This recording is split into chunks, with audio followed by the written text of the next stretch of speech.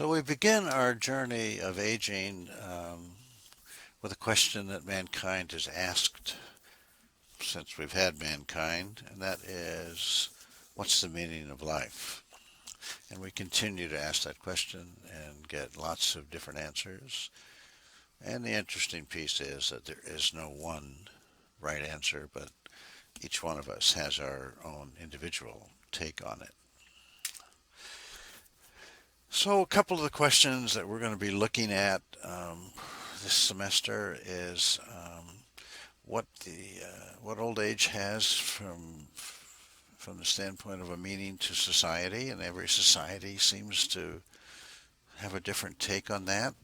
And also, we're going to look at how individual people actually experience their lives as a meaningful experience as they age. Leisure activities play a huge role in later life, especially in this country, and often replaces what we did for work. Um, and it's something that we kind of do for its own sake. There's no real end in itself in many ways. I mean, I think people who take up different sports or jump out of airplanes, there's a meaning and lots of things attached to that, and one of them is a successful landing. So I think that there is more than just its own sake. I think there's a great deal of satisfaction that perhaps this lady experienced when she did have a successful landing. And I think that it's very easy to put older adults into a box as they're all old, they drive slowly, they are grumpy, so forth. So we're going to be looking at a lot of these stereotypes over the course of the semester. Um, and I think you'll learn or discover that older adults are probably more diverse than any other group because they've had more experiences, more time to look at aspects of life and take different positions. And we're also finding that leisure activities at the end of work are really determined in great deal by your education and the amount of income or money you've been able to set aside for this retirement time. And so you could end up like these folks, probably models, but on a nice boat, or you can end up sitting on your couch watching TV 48 hours a week, which is what the average American retiree does in this country now, based on, I think, on the income and to a lesser degree education. Religion seems to, research suggests that people start to think more about religion as they go through life. And 75% say it's more important or very important in their lives. Um, I'm not sure that it's the religion so much. We'll talk about it in a second. Um, but I think that the involvement with religion is also an involvement with other people, and that socialization may be just as important as the actual religious activities. Not really sure. I haven't seen much research that suggests that the religious piece is more important than the social piece. So we'll take a look at some of that stuff as well. There is a correlation definitely between well-being and religious beliefs among a lot of older adults. Um, and one of the things that older adults have to learn as they do age is how to cope with loss. So loss takes a lot of different looks. One of them would be loss of a spouse. Another would be loss of a job, loss of function. You can't run like you used to or climb stairs like you used to. Um, and someday somebody's going to come along and take the keys away, and so you're going to lose that privilege of driving. So these are all losses that older adults deal with virtually every day. Um, we also find that a lot of people definitely change their outlook on faith and spirituality after age 50 or so. There are a number of dimensions of spiritual well-being that we will discuss in this first week or so. And uh, I think old age is really a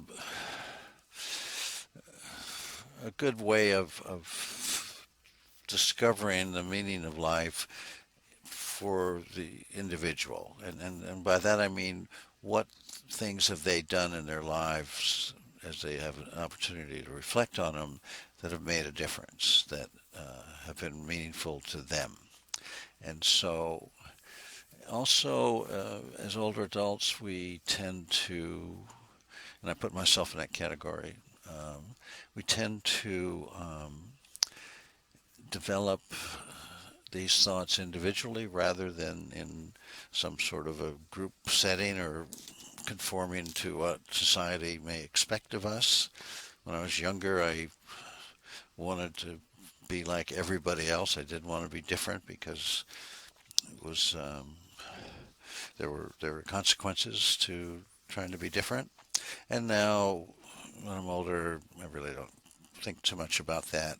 And society's also changed, so there are a lot of people out there who don't conform to what we used to call social norms. So we're going to look at this from the standpoint of an entire life course, not just older adults.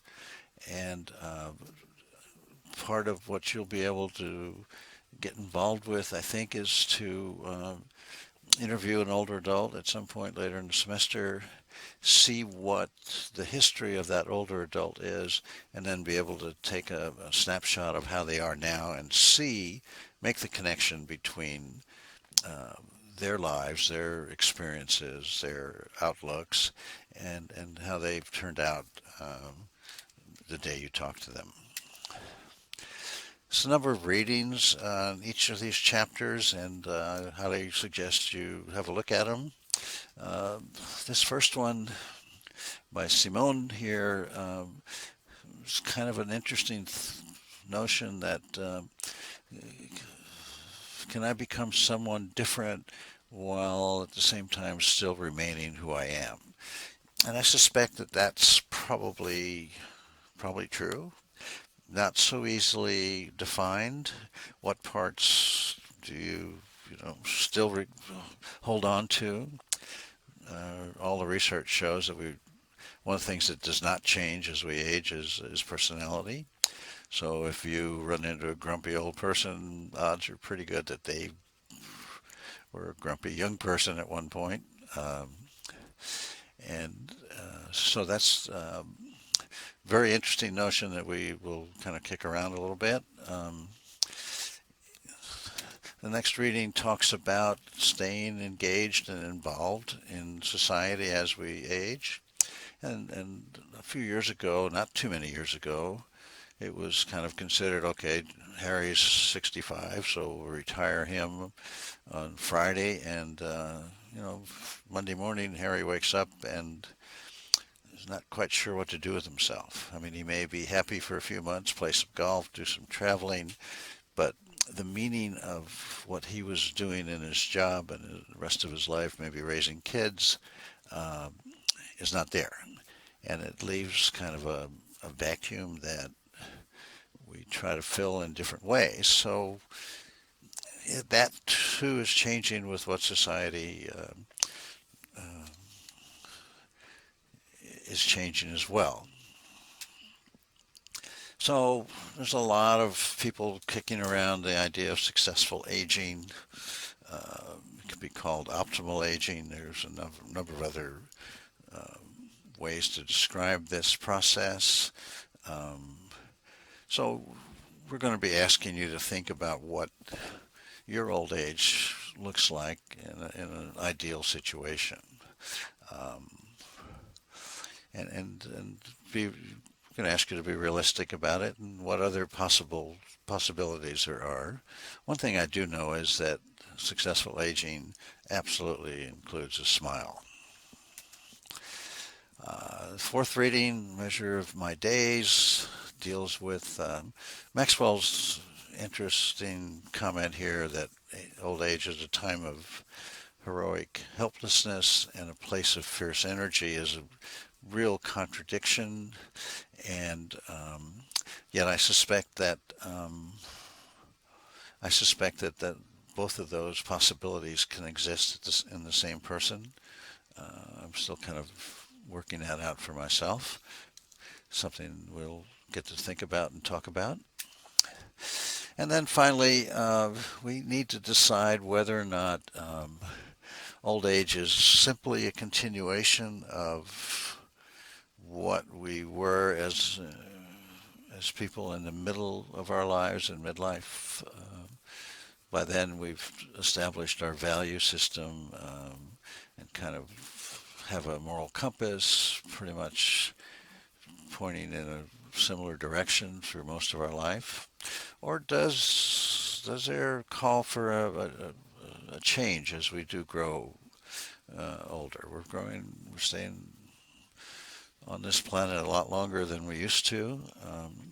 And so right now we have the stages of development of childhood, adolescence, and adulthood.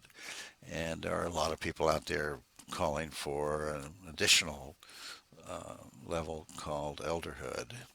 And I suspect that will take its place in our lexicon on how we just talk about ourselves. Um, in any event, the future is ours to make. Most of you probably will have longer time to do that than I will to shape this future. But because, as the author says, all of us are really simply our future selves. So I look forward to this class with you, and I suspect that you'll learn a lot of things you had no idea you didn't know.